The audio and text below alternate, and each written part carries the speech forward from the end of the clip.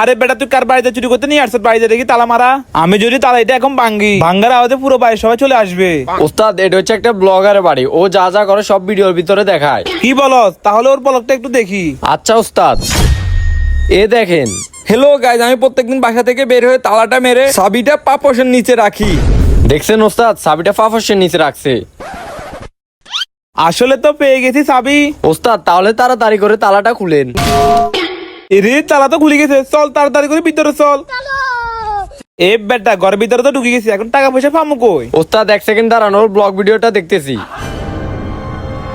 Guys, আমার যত টাকা পয়সা আছে আমি সবসময় বালিশের নিচে রাখি।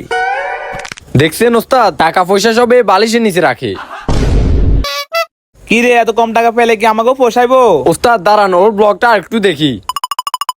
গাইজ, আমি টাকা পয়সা বালিশের নিচে রাখলো, মূল্যবান জিনিস রাখি কিন্তু লকারে। দেখছেন ওস্তাদ, কই রাখছে মূল্যবান জিনিস। কিন্তু লোকারটা কই?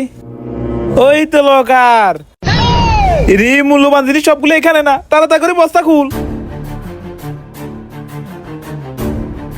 ইসে, এত কম জিনিস নিয়ে কি আমাকে পোষাইবো? আর একটু দেখ তোর ব্লগে আর কিছু পাওয়া যায়নি।